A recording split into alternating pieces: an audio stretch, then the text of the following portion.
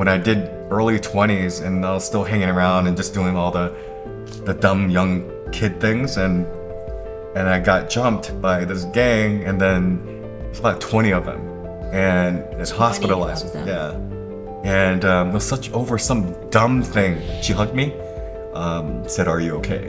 And she was crying, and I was like, "Oh man, you got to change your life. This isn't it." Yeah. And the more and more I heard stories, the more and more I met these random strangers. Like, wow, this world isn't that bad. You turn off the news, you turn off the articles and all the headlines. The world's not that bad, and I want to find more of those stories, so I just kept going. Mike Kim, my friend, it is so nice to be sitting with you here today. Thank you so much for joining me on my show here. Of course, thank you for having me. Yeah. So you describe yourself as a kindness activist. Can you kind of just break that down for us? Yeah, it's a loaded question with a loaded answer. I don't even know what it really means sometimes. It just, for me, it's the way I show up, and it's being kind and not just a facade, if you will, and showing up for the world the way they want me to show up versus how am I as a human being, and do I have kindness centered in my heart, and how do I act through that? And it's just, there's a thing that I always say, it's just doing one kind thing a day, and if I can do that, and if I can achieve that, it's an accomplishment for me. Yeah. And some neat place, that's how we kind of got connected. We connected on Instagram, and I was in love with what you were doing because, as you know, as we've talked about, I'm really big on kindness. Kindness is very important to me, even when it comes down to the people that I surround myself with, my team.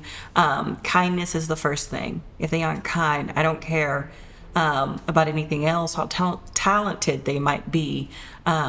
Kindness, I just feel like it's so easy to do, and if you can't do that one thing, then it's not going to be good.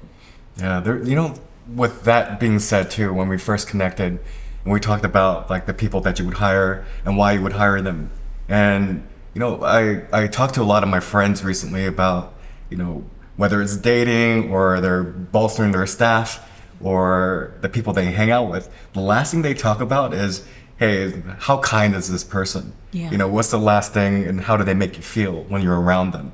We always highlight all the other things that, oh, well, this person owns this business. Hey, I want you to meet this person. Yeah. He owns this 2 restaurants, and it's, well, how about them as a person? Who are they? And so I love the fact that you hire people based on compassion, based on empathy, and who are they as a human being versus Harvard this or Yale that. And it's, if they have that, great, but are they a good person? Yeah. I also feel it's funny you said hire, and I feel more of partnering with them, just because it takes a lot. This show's very much about community, about being in community and making things happen and come together to make things better for people, and for people to not feel alone. That's what this show's about. And so I love your platform, Some Neat Place, because it's really about you aren't alone, and it was really born out of a place of you feeling alone. Yeah. Can you share that with me? Yeah. I feel like I'm going to be like a broken record and tell you everything is like a loaded answer. Yeah. But that one it's so personal and so deep for me, and, I think it reminds me, and I can go into details, whatever you want, but then it's when I was bullied as a kid, I still remember feeling so like, who do I lean on? Not my parents, not my best friends, because it made me feel weak.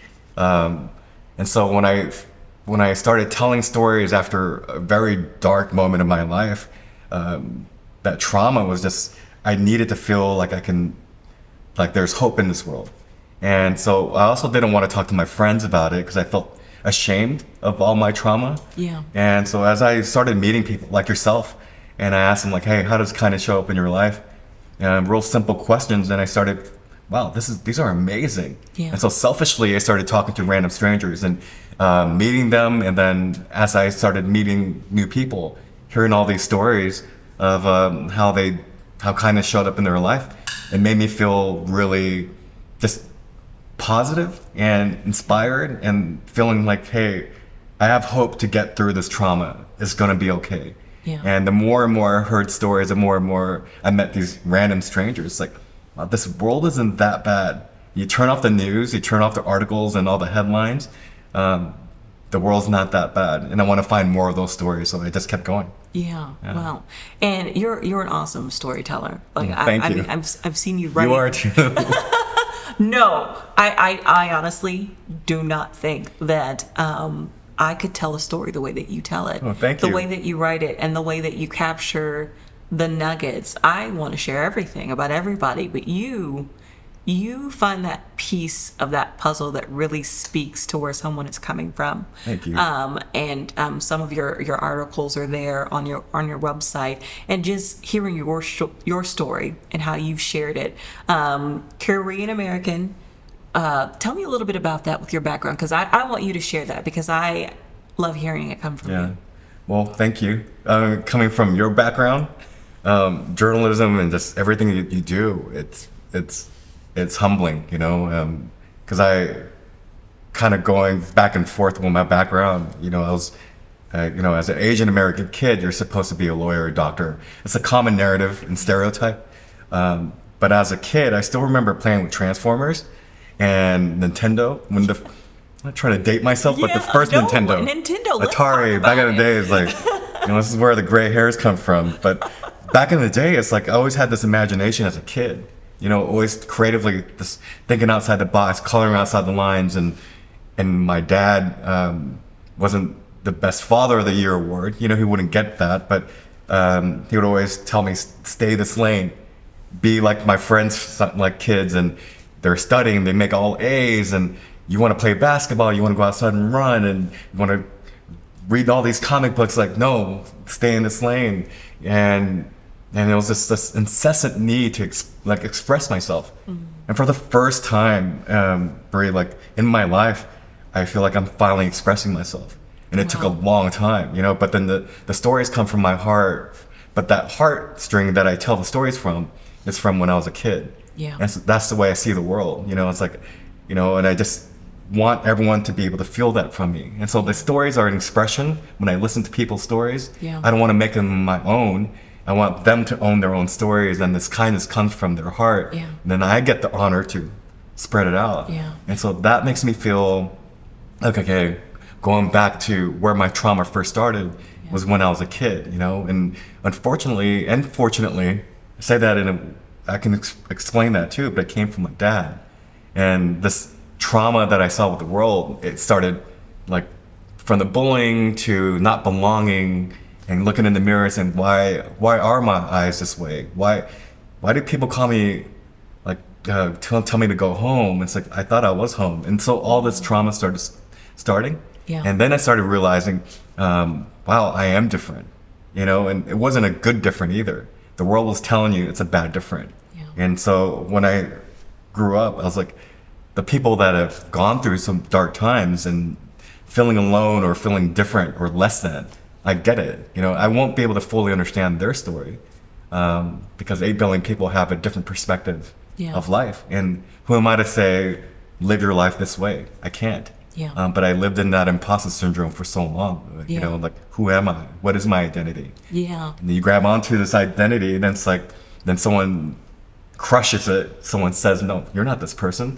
You're not creative. Yeah. And then it just goes back to what you're used to. You hold on to this narrative that the rest of this world is telling you that this is who you are, you know, and trying to get out of that took a long time. Yeah. It took a long time. Well, you talk about shared stories and being able to live out your story by telling those other stories. That just really speaks to what the show is about, as well as that's just kind of how we've connected. I hear you talk about bullying, how you had to deal with that and the trauma of that. You know, I was bullied.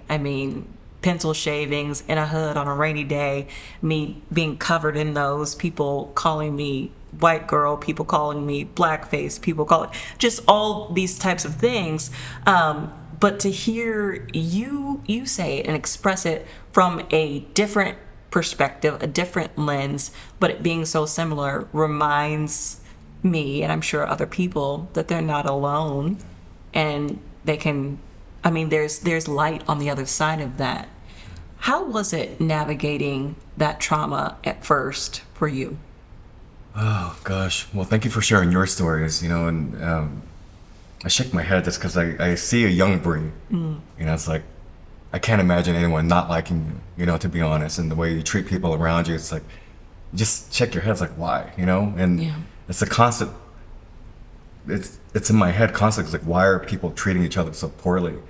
And so when I think about the earliest moments of trauma in my life, as when it started, was such a weird story. I was not Casanova. I was not a Romeo. I had a chili bow haircut. The stereotype would cut put a bow on your head, cut it across. I bet you were cute though. I hope I was, but it's like, dude, looking at my haircut and the clothes I wear, it's like, man, what was I doing back then? It's like horrible. Fashion police would have like a field day on me. Oh It's my like, gosh. But then I remember the early story was when we didn't have a very extravagant life. We lived in a trailer park. We didn't have hot water. My mom was she was like the real MVP, it was like Kevin Durant. She was literally my MVP because worked 3 jobs. Both parents were working constantly, but my mom would always wake up in the morning, boil the cold water, mixed it with the cold, and had warm water while we showered.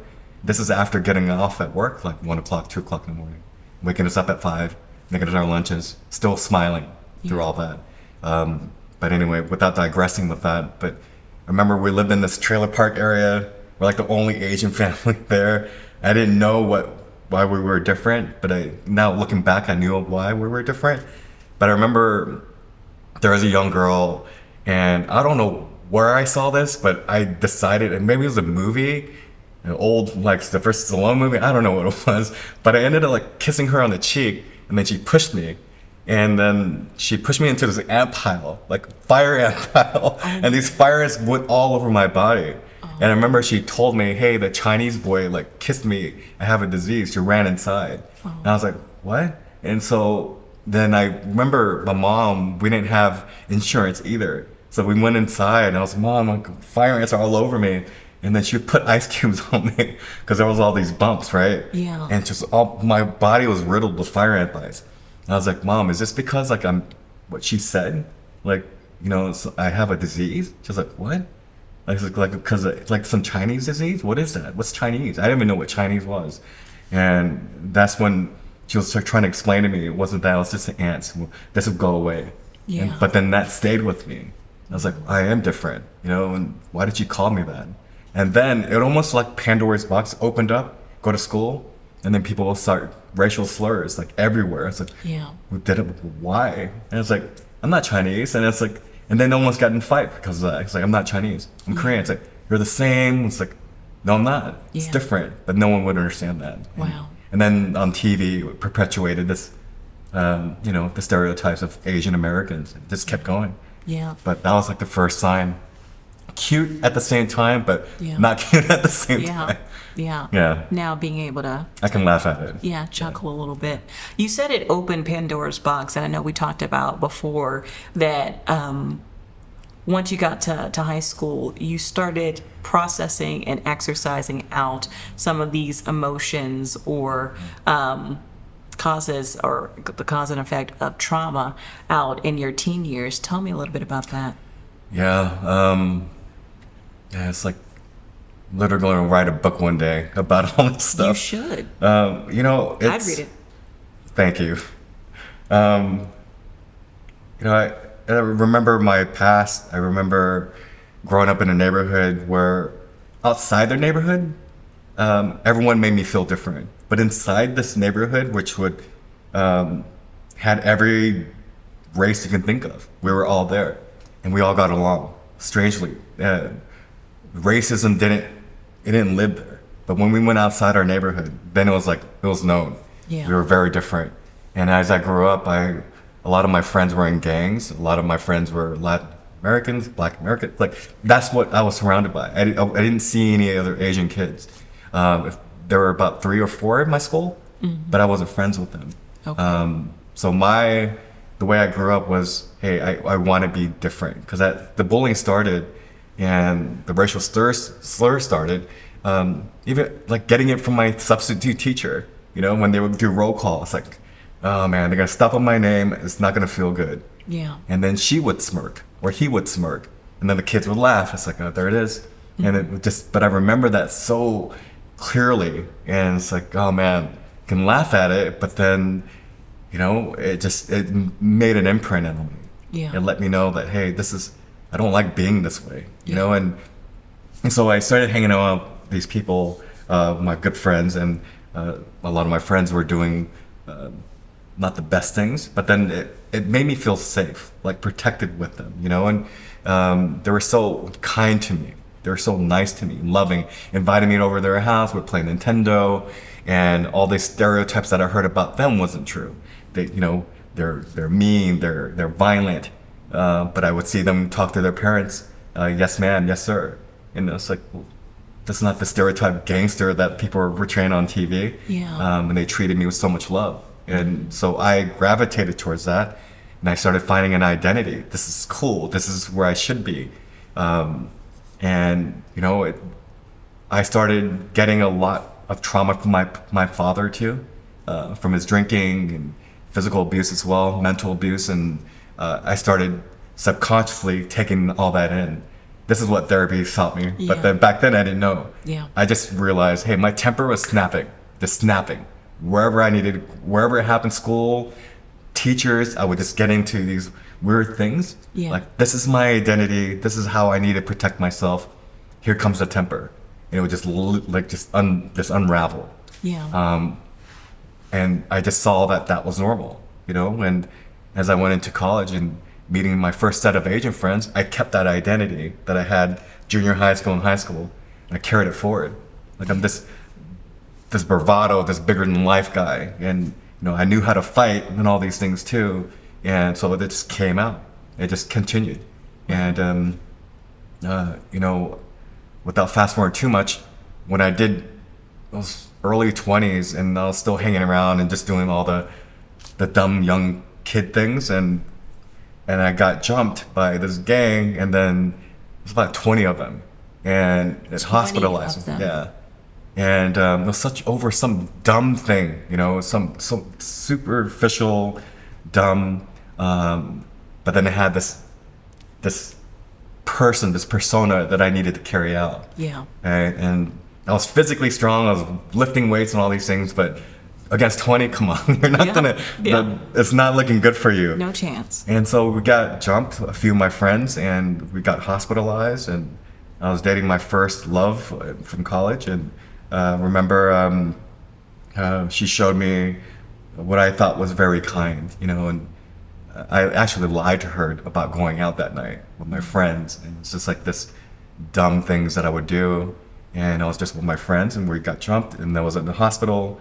You know, my orbital bone was fractured. I could have went blind in this eye because they kicked me when I was down. All these things. But I remember she walked into the hospital, and she, instead of scorning me and getting mad, I was just expecting that. She just came up to me and she hugged me, said, "Are you okay?" And she was crying, and I was like, "Oh man, you got to change your life. This isn't it." And that was the first time I felt like, okay, I need to start looking inward and seeing, how do I move through this life? How do I let go of the things that really hurt me? Yeah. You know, and she was the first one that saw me for who I could be. Yeah. Not all the things that really hurt me. It's like, hey, you can lay down this armor. Yeah. It's okay. And I started changing at that point. Yeah.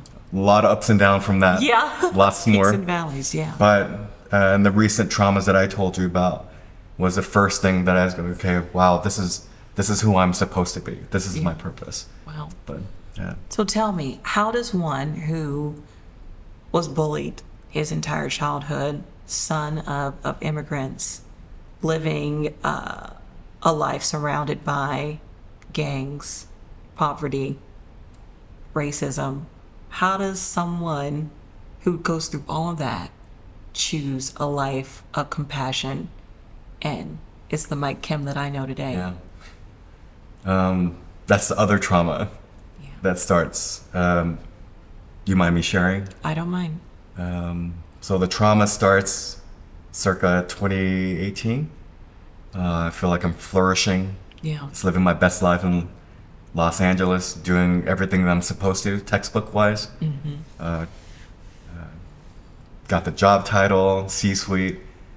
You know, everything's beautiful, everything's great, and you know, you get the news of cancer.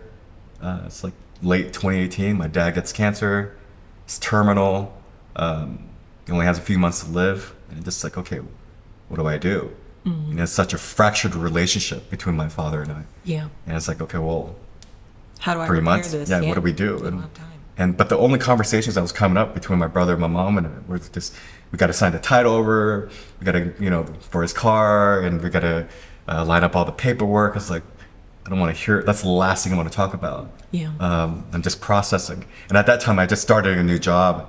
It was one of my dream jobs, you know, Yeah. and so it's like everything was a blur.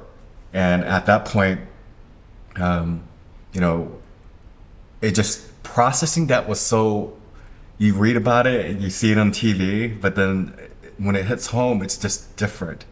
And I think this is the first signs of like really being empathetic and compassionate to other people's experiences. And it really started then. And then it just, I mean, you talk about a domino effect of my life with Yeah. cancer. You know, 2 weeks later, feeling still reeling in my dad's, my brother calls me and says, hey, his wife, my sister-in-law, her cancer comes back. And she's going to have to go through the whole process of double mastectomy, et cetera. It's like the third time she's beat it. But it's like, now it's back again. It's like, Yeah. and it's like, dear Lord, what else can go wrong? And so we open up 2019, the New Year's. I was married once, and then my ex calls and says, our mutual friend, she beat ovarian cancer earlier that year, 2018, but now it's back. But now it's terminal. And for me to come to the hospital at UCLA, and I went, saw her literally take her last breath in mid-January. And that's when it's like, oh man, my dad's gonna pass away. This Yeah. is real. And March rolls around. It's like, okay, it's curtain calls. As bad as that sounds, like, okay, he's gonna pass. What do we do?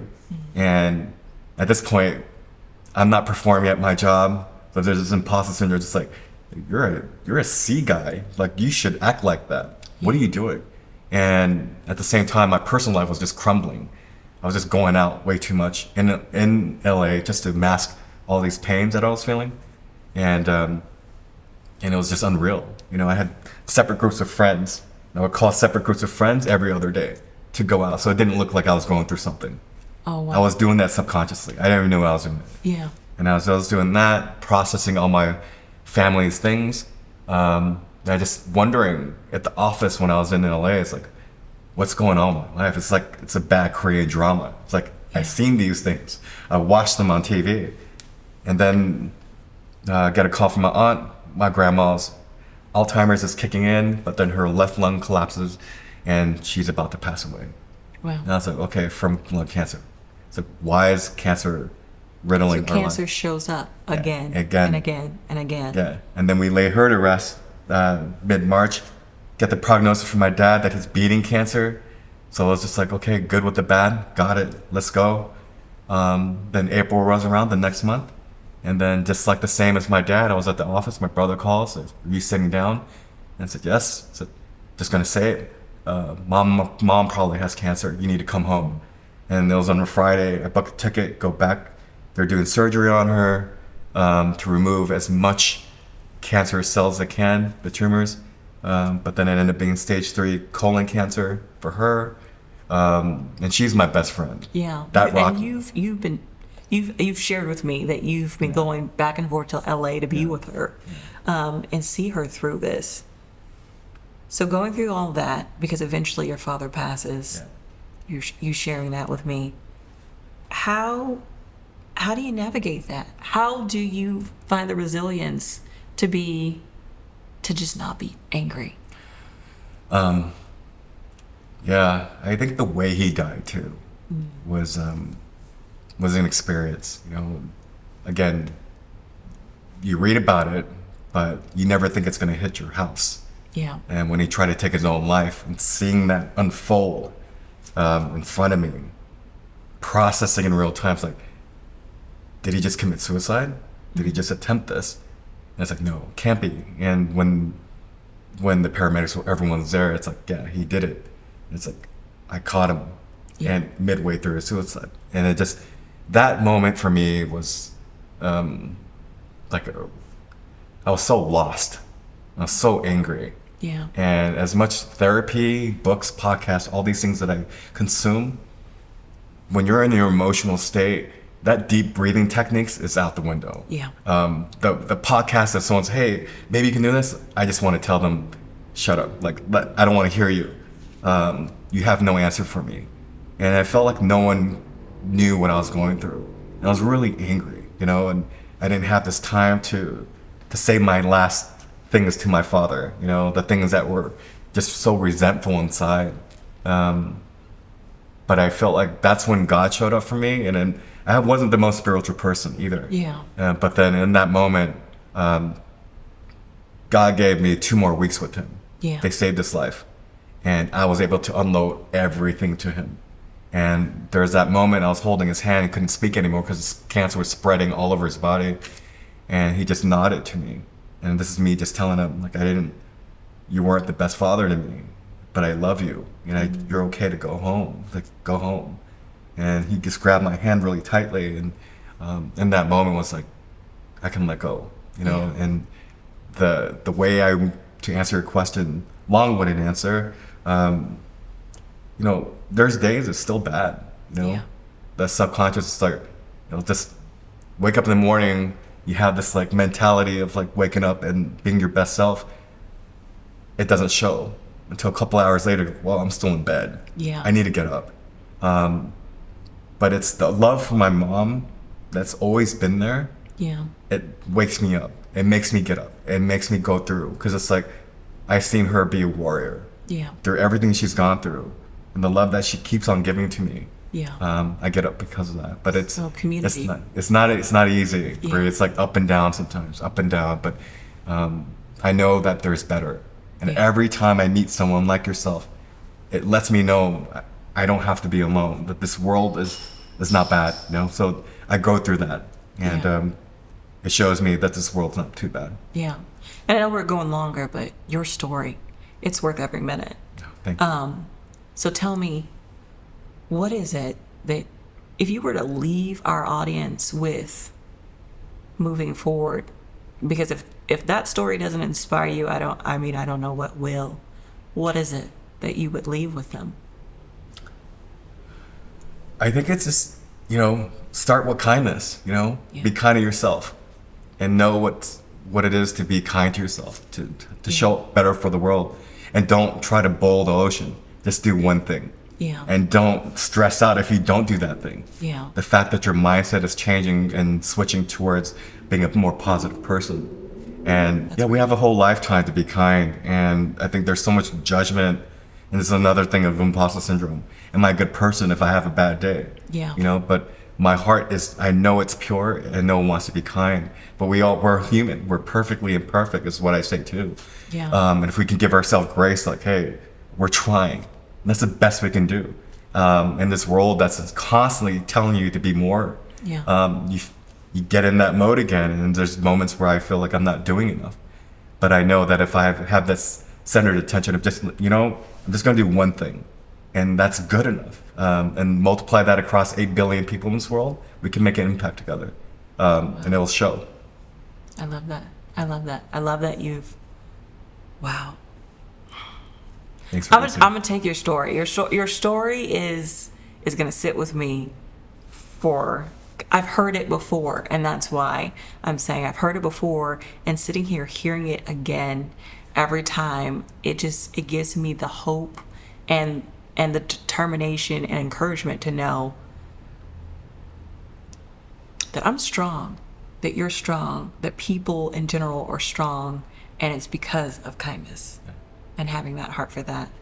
Thank you so much for coming on my show, Mike Kim. Mike Kim.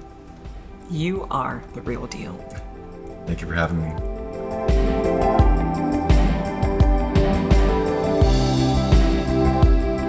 This has been The Real Deal with Bre Clark. Make sure you like, share, and subscribe, and you can continue to follow the show on YouTube, Instagram, and Facebook. Until next time, real conversations with real people.